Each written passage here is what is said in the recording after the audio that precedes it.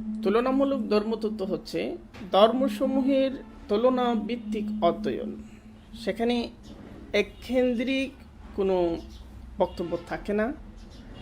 এক ধর্মের সাথে আরেক ধর্মের সাদৃশ্য কোথায়, বৈসাদৃশ্য কোথায়, মিল অমিল কোথায়, এবং এক এক বিষয়ে ধর্মসমূহের বক্তব্য কী। যেমন বিশ্বজগতের স্রষ্টা সম্পর্কে বাইবেল কি বলছে, ওল্ড টেস্টামেন্টে নিউ টেস্টামেন্টে কী বলা হয়েছে, বৈদিক সাহিত্যের মধ্যে কী বলা হয়েছে, কিংবা অন্যান্য ধর্মের পাশাপাশি কোরআন মজিদের মধ্যে ইসলামী উৎস গ্রন্থসমূহের মধ্যে কী বলা হয়েছে, সেগুলোর তুলনামূলকভাবে যখন পর্যালোচনা করা হবে তখন সেখান থেকে প্রত্যেকের একটা যাচাই ক্ষমতা তৈরি হবে যে আমরা কোথা থেকে আল্লাহ সম্পর্কে সুস্পষ্ট এবং সুনির্দিষ্ট এবং যথাযথ একটা ধারণা লাভ করলাম, কোন ধর্ম আমাদেরকে সুস্পষ্ট একটা ধারণা প্রদান করলো। এক্ষেত্রে গুরুত্বপূর্ণ হলো যে যিনি তুলনামূলক ধর্মতত্ত্ব অধ্যয়ন করবেন তিনি একাডেমিকভাবে অধ্যয়ন করবেন, সেটা মূলত নির্মোহভাবে হবে। তিনি শুরু করবেন এইভাবে যে তিনি কোনো বিশেষ ধর্মের পক্ষপাতের জন্য শুরু করেছেন তা না, তিনি এটা করবেন প্রকৃত সত্যটাকে, প্রকৃত তথ্যটাকে মানুষের কাছে পৌঁছে দেওয়ার জন্য, এবং যাতে করে একজন মানুষ তার বিচার বিশ্লেষণ প্রয়োগের মাধ্যমে সিদ্ধান্ত নিতে পারে যে কোথা থেকে আমি সঠিক ধারণাটা পেলাম। আচ্ছা স্যার, তাহলে এই যে তুলনামূলক ধর্মতত্ত্বের যে চর্চাটা, এটা আসলে কখন শুরু হয়েছিল একটু সংক্ষেপে যদি বলতেন, কোথা থেকে আসলে এটা? পশ্চিমা জ্ঞান তাত্ত্বিক জায়গা থেকে এক ধরনের বক্তব্য আমরা শুনি। ওনারা বলছেন যে এটা গ্রিক সম্রাট আলেকজান্ডারের সময়ে এবং রোমানদের সময়ে মিশরের আলেকজান্দ্রিয়া থেকে এর চর্চাটা শুরু হয়েছিল এবং এরপরে সেটা স্তীমিত ছিল। এরপরে খ্রিস্টীয় সপ্তদশ শতকে এই শাস্ত্র আবার নতুন করে ইউরোপে জেগে উঠেছিল, তার চর্চা ইউরোপে শুরু হয়েছিল।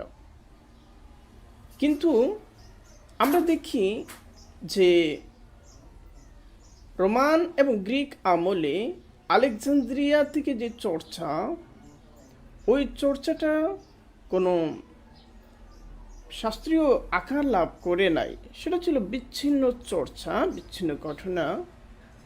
কিন্তু ধারাবাহিক যে চর্চাটা সেটা আমরা লক্ষ্য করি মুসলিম আমলে। এ সময়ে কোরআন এবং হাদিস থেকে উদ্বুদ্ধ হয়ে মুসলিম পণ্ডিতরা, মুহাদ্দিস, মুফাসসির, ধর্মতত্ত্ববিদ, এমনকি দাঈ যারা ছিলেন, দিনের দাওয়াত যারা দিতেন, অনেকেই ব্যাপকভাবে বিভিন্ন ধর্মের অধ্যয়ন শুরু করেছিলেন এবং তুলনামূলকভাবে তারা পর্যালোচনা করতেন। আমরা যখন ইবনে জারির তাবারি রাহিমাহুল্লাহ তাআলার তাফসির পড়ি, সেখানে আমরা দেখি তিনি বিভিন্ন বিষয়ে ইসলামের সাথে খ্রিস্ট ধর্ম, ইহুদি ধর্মের বিভিন্ন বিষয় নিয়ে তুলনামূলক পর্যালোচনা করছেন। এমনকি ইবনে কাসিরের মতো মুফাসসির, এমনকি জামাখশারি জারুল্লাহ জামাখশারি রাহিমাহুল্লাহ তাআলা তার তাফসিরের মধ্যে আমরা যেটা দেখি যে কোরআনের তাফসির করতে গিয়ে সেখানে প্রসঙ্গক্রমে নিয়ে এসেছেন ওল্ড টেস্টামেন্টের কথা, নিউ টেস্টামেন্টের কথা, এমনকি অন্যান্য ধর্ম গ্রন্থের কথাও সেখানে চলে এসেছে। এরপর আমরা দেখি এই বিষয়ে বিশেষভাবে এগিয়ে আসেন নওবখতি, এগিয়ে আসেন মাসউদি, তার বিখ্যাত গ্রন্থ মুরুজুজ জাহাব ও মাআদিনুল জওহর, মাসউদি এগিয়ে এসেছেন। এবং এই এগিয়ে আসার সিলসিলাটা, ধারাবাহিকতাটা শতাব্দীর পর শতাব্দী ধরে চলেছে।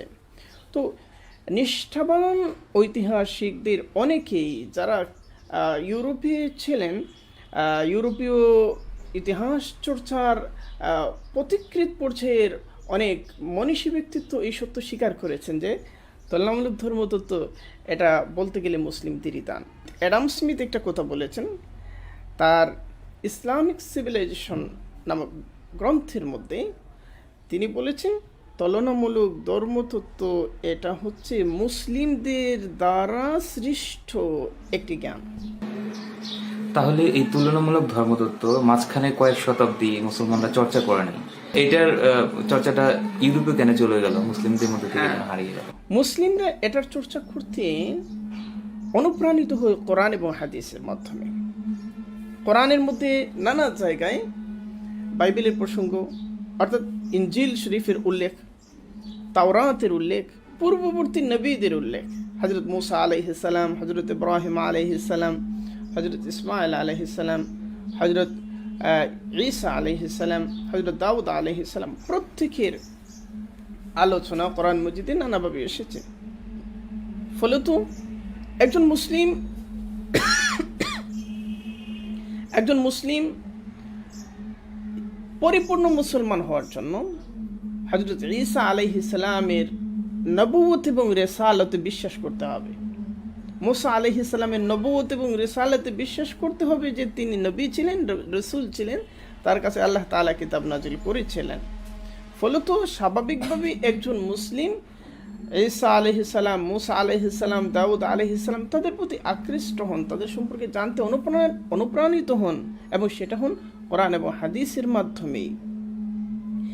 এ কারণে ইসলামী জীবন ব্যবস্থার দাবিতেই মুসলিমরা এই সমস্ত পূর্ববর্তী বিভিন্ন ধর্ম সম্পর্কে আগ্রহী হয়েছেন, এবং যেহেতু এর আলোচনা কোরআন এবং হাদিসের মধ্যে রয়েছে, ফলে মুসলিমরা কোরআন হাদিস চর্চা করতে গিয়ে এগুলোরও শরণাপন্ন হয়েছেন, এগুলোও চর্চা করেছেন।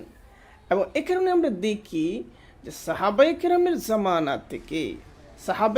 জামানা থেকে যেমন আব্দুল্লাহ ইবনে আব্বাস রাদিয়াল্লাহু আনহু, যেমন কাব আহবার তিনি ইহুদি ছিলেন এবং ইহুদি থেকে তিনি মুসলমান হয়েছিলেন।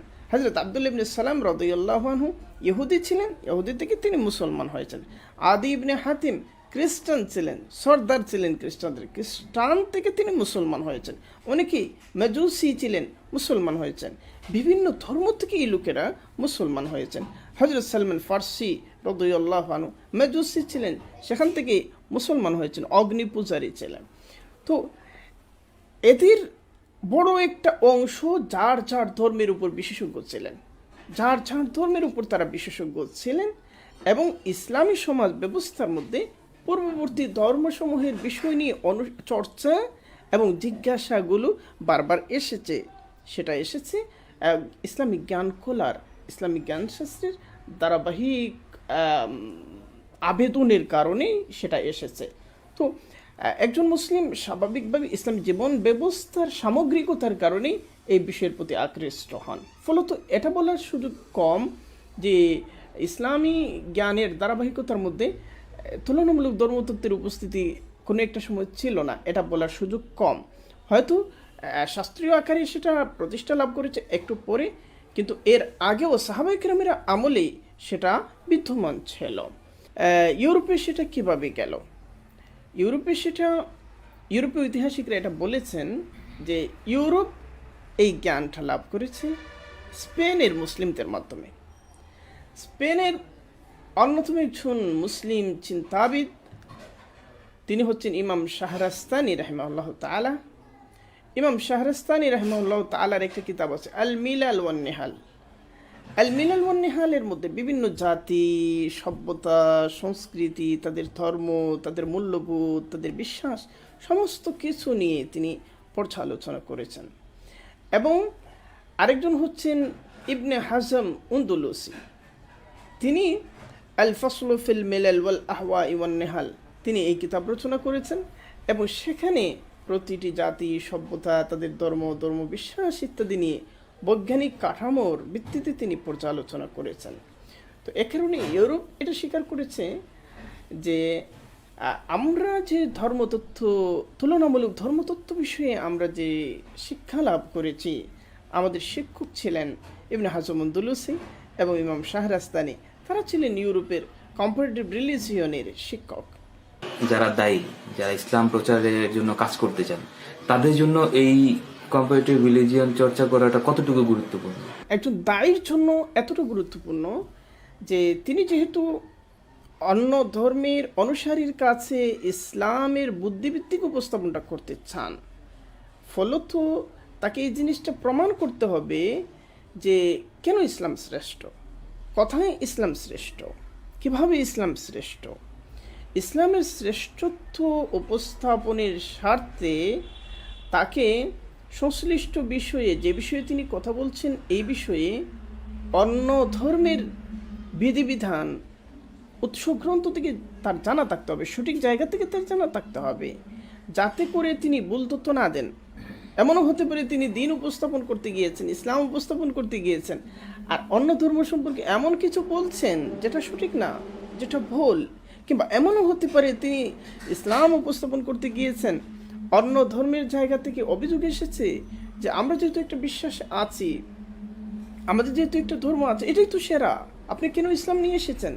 তাকে সেখানে প্রমাণ করতে হবে যে এই মানুষটার জন্য মুক্তি, শান্তি এবং কল্যাণের জন্য কেন ইসলাম প্রয়োজন।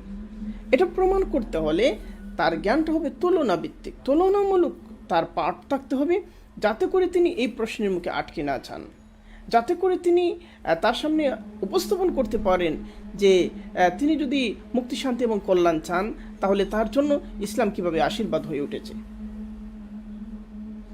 আমরা নবী আলাইহিস সালামের জীবনের মধ্যে এই শিক্ষাটা পাই। নবী আলাইহিস সালামের মজলিসের মধ্যে আমরা দেখি এমন অনেকে এসেছেন যারা খ্রিস্টান, নবী আলাইহিস সালাম তাদের সাথে কথা বলেছেন। এবং আদী ইবনে হাতিম যখন আল্লাহ রাসূলের কাছে আসলেন, তখন নবী আলাইহিস সালাম আদী ইবনে হাতিমকে বললেন, তুমি ইসলাম গ্রহণ করো। আদী ইবনে হাতিম বললেন, আমি তো এক ধর্মের মধ্যে আছি। তখন নবী আলাইহিস সালাম বললেন, আনা আ'লামু মিনকা বিদীনিকা, তুমি যে ধর্মের উপর আছো সেই ধর্ম সম্পর্কে তোমার চেয়ে আমি বেশি জানি। আদী ইবনে হাতিম ছিলেন খ্রিস্টান। আল্লাহ রাসূল বলছেন যে তুমি যে খ্রিস্ট ধর্মের উপরে আছো সেই খ্রিস্ট ধর্ম সম্পর্কে তোমার চেয়ে আমি বেশি জানি। তো আদী ইবনে হাতিম আল্লাহ রাসূলের এই কথা শুনে বিস্মিত হয়েছেন।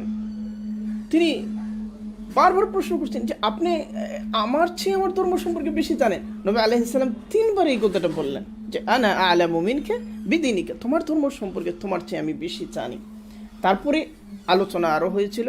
তো নবী আলাইহিস সালাম তাকে প্রশ্ন করেছিলেন যে হাল আনতা রাকুসিয়ান, তুমি কি রাকুসি নও?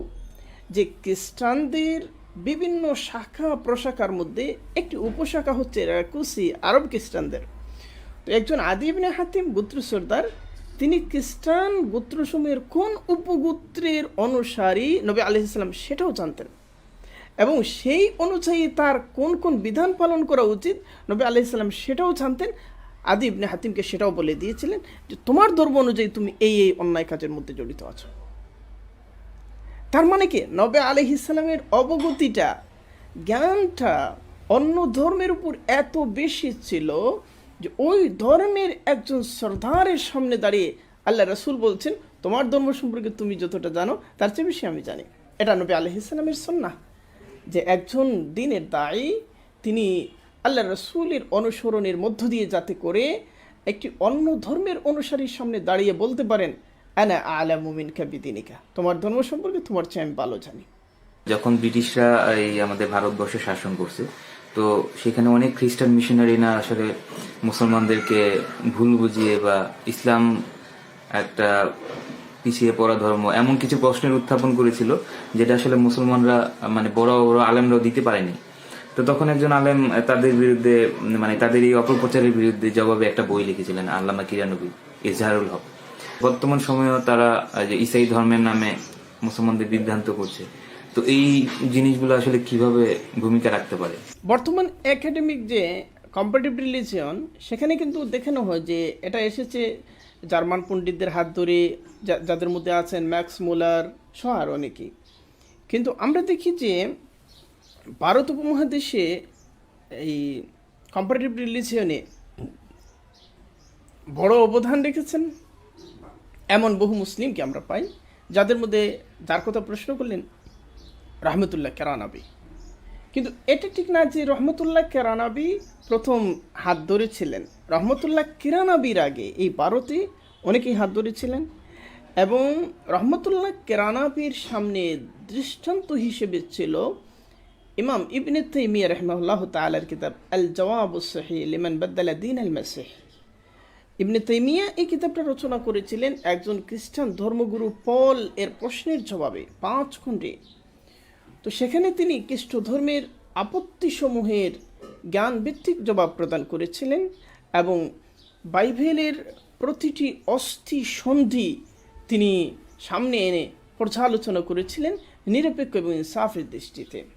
তো এই সিলসিলারই এক ধারাবাহিকতার ফসল হচ্ছিলেন রহমতুল্লাহ কেরানবী রাহিমাহুল্লাহ তাআলা। তার সময়টা এমন ছিল যে তখন তো বাংলাদেশ সব ভারত উপমহাদেশ ব্রিটিশ শাসনে নাগপাশে বন্দী, এবং ব্রিটিশরা এখানে যে চেষ্টা করছিল যে আমাদের সংস্কৃতিকে, আমাদের অর্থনীতিকে, আমাদের সামাজিক ব্যবস্থাপনাকে, সমস্ত কিছুকেই তারা চ্যালেঞ্জের মুখে ফেলে দিয়েছিল, এবং বিশেষ করে তাদের দুঃশাসনের সবচেয়ে বড় শিকার ছিল মুসলিম উম্মা, মুসলিম জনগোষ্ঠী।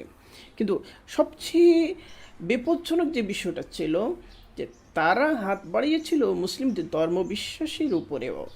মুসলিমদের অর্থনীতি, শিক্ষা ব্যবস্থা, সাংস্কৃতিক বাস্তবতা সমস্ত কিছুকে ভেঙে ফেলে তারা তাদের পাদ্রী এবং ধর্মপ্রচারকদেরকে পাঠিয়ে দিত মুসলিমদের সামনে, এবং তারা এসে মুসলিম বিশ্বাসের জায়গায় আঘাত করতেন এবং প্রমাণ করতে চাইতেন যে ইসলাম কোনো গ্রহণযোগ্য ধর্ম না, আসল ধর্ম হচ্ছে সত্যিকার মুক্তি যদি কেউ চায় তাকে খ্রিস্টান হতে হবে।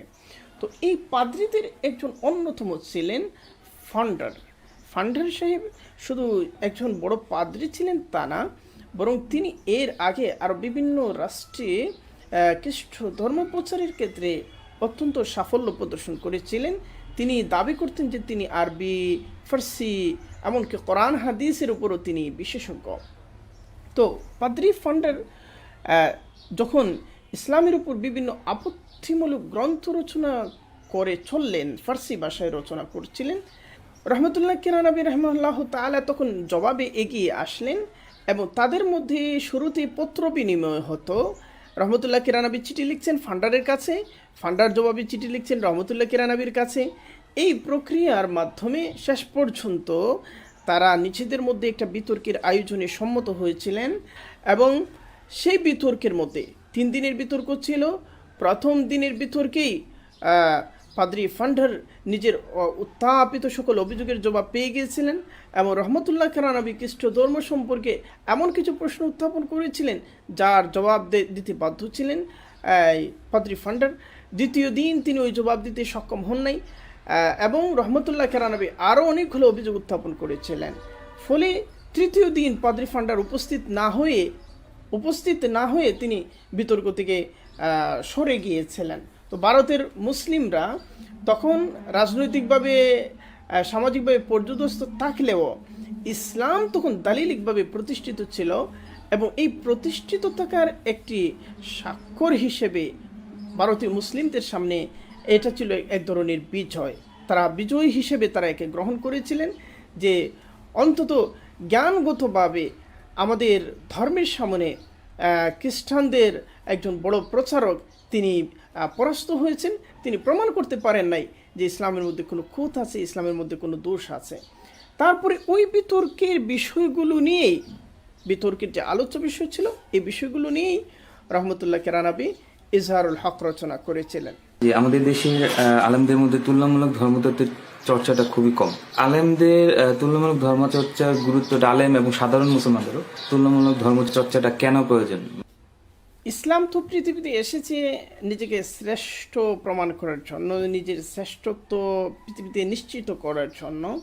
তো একজন মুসলিম যদি ইসলামের শ্রেষ্ঠত্বের উপর জ্ঞানগতভাবে তিনি গভীর আস্থা এবং সুদৃঢ় আস্থা লাভ করতে চান জ্ঞানগতভাবে, তাহলে তার জন্য তুলনামূলক ধর্মতত্ত্ব অত্যন্ত সহায়ক।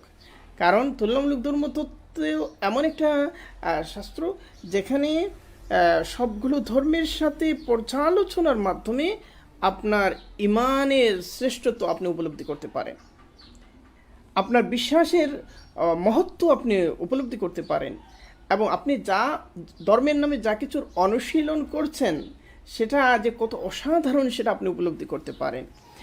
আর এর পাশাপাশি বিশেষ করে দাওয়াতের জায়গায় বর্তমান দুনিয়া হচ্ছে গ্লোবাল ভিলেজ, একটা বৈশ্বিক গ্রাম হয়ে গেছে। এখানে প্রত্যেক ধর্মের চিন্তাগুলো আচারগুলো, ব্যবহারিক বিষয়গুলো সম্প্রসারিত হচ্ছে, সবার সামনে চলে আসছে। হিন্দু ধর্মের বিষয়গুলো মুসলিমদের সামনে আসছে, মুসলিম ধর্মের বিষয়গুলো হিন্দুদের সামনে যাচ্ছে, অনুরূপভাবে প্রত্যেক ধর্মের ক্ষেত্রে হচ্ছে। তো সেখানে সবচেয়ে বেশি দরকার যেটা, সেটা হচ্ছে সঠিক জানাটা। অনেক সময় ধর্মের নামে অধর্ম সামনে চলে আসছে। অনেক সময় একজন মুসলিম বিভ্রান্ত হচ্ছে, সে ইসলাম সম্পর্কে খুব ভালো জানে না, সে বিভ্রান্ত হচ্ছে যে আমি কি অনুসরণ করছি, এমন কি অনুসরণ করছি তার চেয়ে বরং আমার কাছে মনে হচ্ছে ওই জিনিসটা আরও বেশি সুন্দর, অথচ ইসলামের সৌন্দর্য তার সামনে অনুপস্থিত। ফলত এই সময়ে যেহেতু তত্ত্বের আদান প্রদানটা সারা পৃথিবীতে বেড়েছে, ফলত একজন মুসলিমের জন্য অত্যন্ত জরুরি নিজের ইমানের সংরক্ষণ এবং নিজের জ্ঞানগত স্থিতির জন্য তিনি তুলনামূলক ধর্মতত্ত্ব অর্জন করবেন। সবাই তো এটা করতে পারবে এটা তো না, কিন্তু অন্তত যারা দ্বীনের প্রচারক, যারা আলেম ওলামা, তাদের জন্য ইসলামের সেই ধারাবাহিক ঐতিহ্যের অনুবর্তী হিসেবে তুলনামূলক ধর্মতত্ত্বের চর্চা, অনুশীলন, অবগতি দরকার আছে।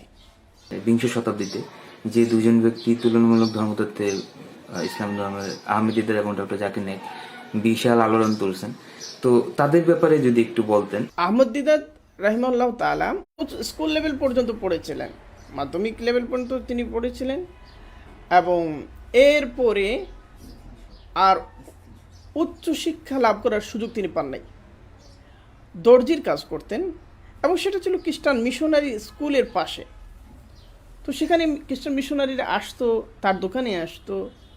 তো তারা তাকে নানা প্রশ্ন করে উত্ত্যক্ত করতো, এমন সব প্রশ্ন যেগুলোর জবাব তিনি দিতে পাচ্ছেন না, তার সামনে জবাব অনুপস্থিত।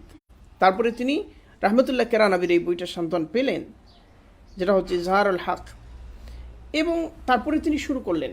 তিনি এর আগে তার কাছে যেটা ছিল ভীতিকর বিষয়, তাদের প্রশ্নের জবাবের সামনে তিনি আটকে যাচ্ছিলেন, তিনি জানেন না, মনে ভয় পাচ্ছিলেন, মনে হচ্ছিল যে তাহলে কি আমি ভুলের উপর আছি।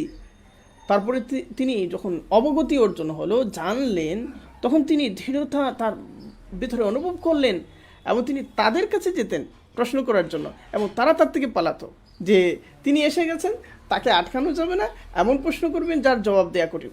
এরপরে ধীরে ধীরে তিনি বিভিন্ন খ্রিস্টানদের গির্জায় যেতেন, বড় শিক্ষাবিদদের কাছে যেতেন, পাদ্রীদের সাথে যেতেন, তিনি তাদের সাথে তুলনামূলকভাবে ডিসকাস করতেন ধর্মতত্ত্ব নিয়ে, এবং এভাবে ক্রমে ক্রমে ক্রমে ক্রমে তার আলোচনা এবং তার খ্যাতি বিশ্বময় ছড়িয়ে পড়েছিল, এবং তার মাধ্যমে অসংখ্য মানুষ ইসলামে দীক্ষিত হয়েছিল।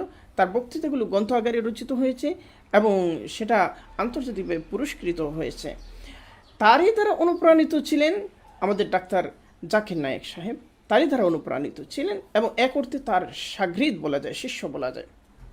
তো ডাক্তার জাকির নায়েক এমনকি আহমদ দিদাতের খ্যাতিকেও ছাড়িয়ে গিয়েছিলেন, আহমদ দিদাতের খ্যাতিকেও তিনি ছাড়িয়ে গেছেন, এবং তার বিষয়টা হচ্ছে আদিয়ান, মুকারানাতুল আদিয়ান।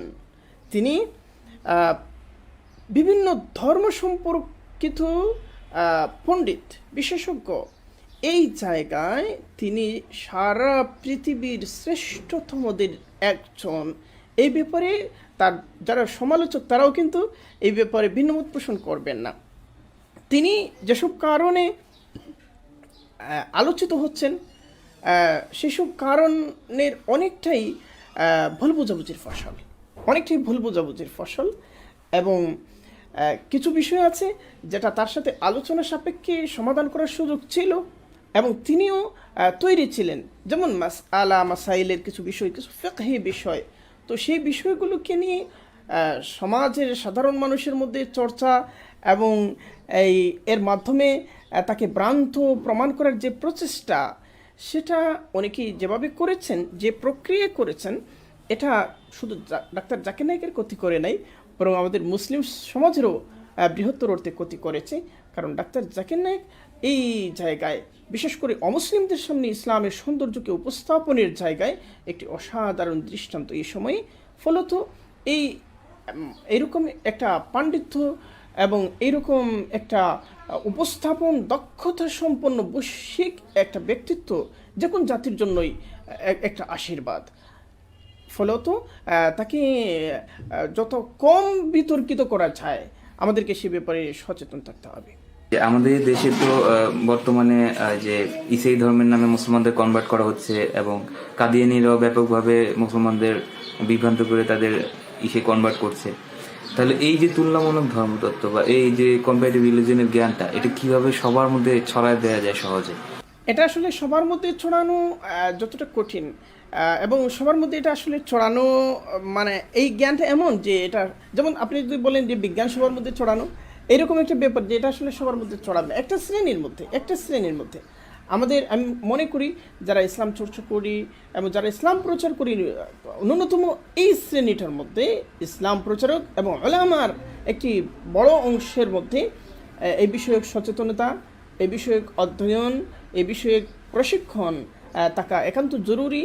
এবং আমরা যারা মাঠে ময়দানে ওয়াজ নসিহত করি, সাধারণ মানুষের কাছে ইসলাম উপস্থাপন করি, তাদেরকে সংশ্লিষ্ট বিষয় সম্পর্কে প্রাথমিক পর্যায়ের হলেও তাদেরকে সংশ্লিষ্ট বিষয়ে পারদর্শিতা অর্জন করা জরুরি। যে তিনি যখন বলবেন জেনে কথা বলবেন এবং সেখানে কোনো ভুল তথ্য উপস্থাপন করবেন না, এমন কিছু তিনি ইসলামের নামে বলবেন না যেটা পরবর্তীতে একজন জ্ঞানী মানুষ অনুসন্ধান করার মাধ্যমে দেখলো যে সেখানের মধ্যে তাকে যা বলা হয়েছিল সেটা সঠিক না। আচ্ছা স্যার, এখন স্যার আমি আপনাদের প্রতিষ্ঠান সম্পর্কে একটু জানতে চাই যে এখানে তুলনামূলক ধর্মতত্ত্ব সম্পর্কে মানে আপনারা যে চর্চাটা শুরু করলেন, মানে আপনি কখন থেকে এটা শুরু করলেন, মানে লক্ষ্য উদ্দেশ্যটা কি?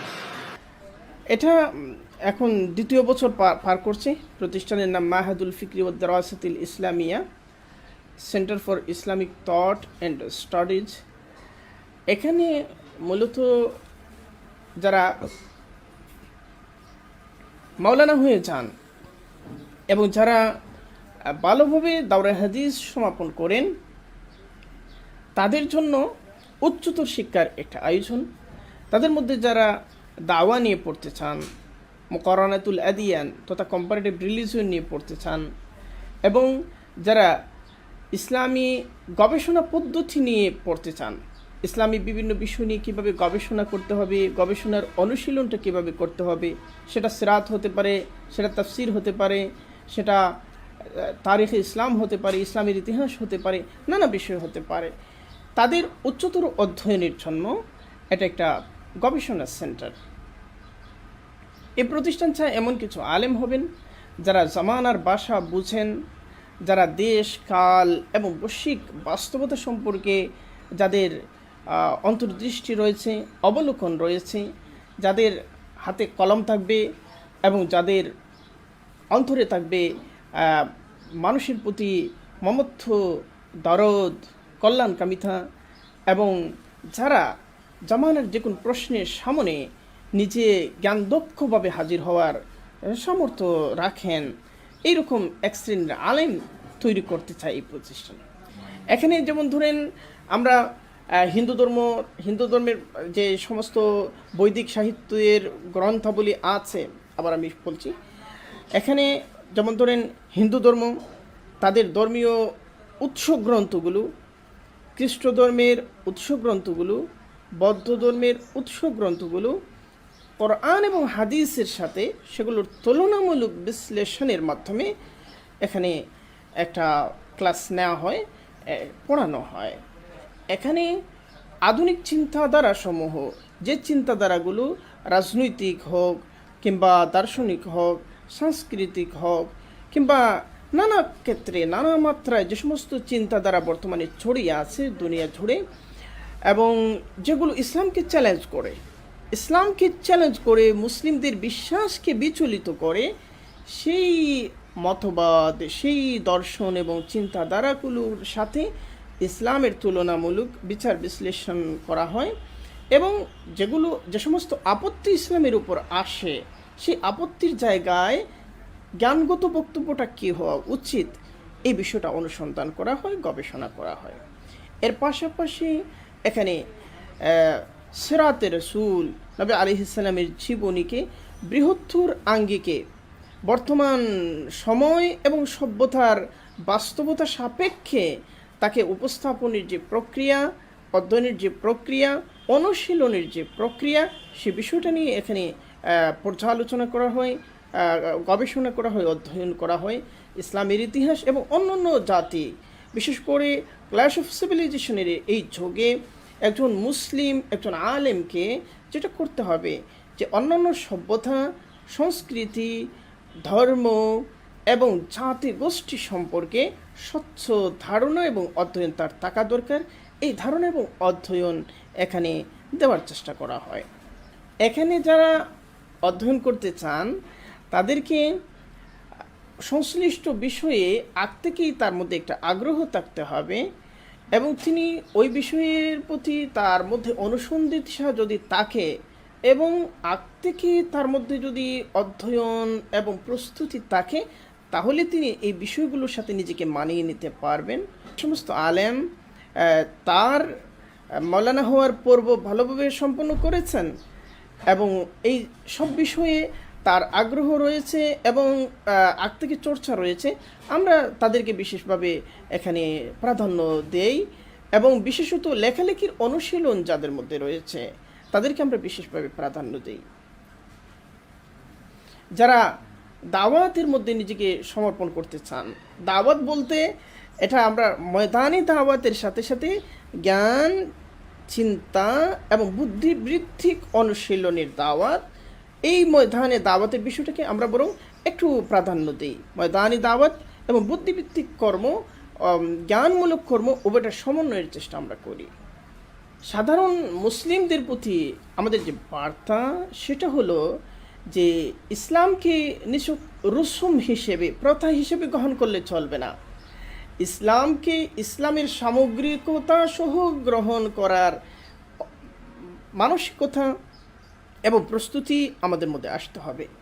ইসলাম আমাদের মধ্যে কেবল আবেগ হয়ে আসলে চলবে না, আবেগের সাথে সাথে জ্ঞান হয়ে ইসলামকে আমন্ত্রণ, জ্ঞান হিসেবে ইসলামকে আমন্ত্রণ করতে হবে। কিন্তু কেবলমাত্র জ্ঞান হিসেবে ইসলাম আসে না, চর্চা হয়ে আসতে হয়, আমাদের জীবন যাপনের বাস্তবতা হয়ে আসতে হয়।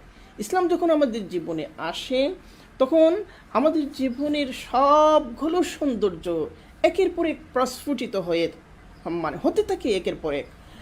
আর ইসলাম আসার অর্থ হচ্ছে মুক্তি আসা, কল্যাণ আসা, প্রগতি আসা, মানুষে মানুষে ভ্রাতৃত্ব আসা, সাম্য আসা, অপরের প্রতি অনুগ্রহ আসা, ইনসাফ আসা, জুলুম সরে যাওয়া, এরপরে মানুষের প্রতি মানুষের দায়িত্ব অনুভূতি আসা এবং পরোপকার আসা। এই সমস্ত গুণাবলী, যে সমস্ত গুণাবলী ইসলাম আমাদের জিন্দেগিতে দেখতে চায়, এই সমস্ত গুণাবলীর প্রস্ফুটন আমাদের জিন্দেগিতে ঘটাতে হবে। ইসলামকে কেবলমাত্র আমরা যদি পোশাকে কিছু বিষয় হিসেবে গ্রহণ করি তাহলে কিন্তু আমরা ইসলামের প্রতি দিন শেষে অবিচার করব। আমরা ইসলামের সঠিক প্রতিনিধিত্ব করব না। ইসলামকে তার সামগ্রিক সৌন্দর্য সহ গ্রহণ করার চেষ্টা আমাদের মধ্যে থাকতে হবে এবং সেক্ষেত্রে নমুনা অনুসন্ধান করতে হবে নবী আলাইহিস সালামের জীবন এবং সাহাবায়ে কেরামের অনুশীলনের মধ্যে। ইসলাম যে সমাজে গিয়েছে, যেখানেই গিয়েছে সেখানে ইসলাম মানবীয় গুণাবলীর বিস্তার ঘটিয়েছে এবং জ্ঞান এবং উন্নত সভ্যতা সংস্কৃতির বিস্তার ঘটিয়েছে। আপনি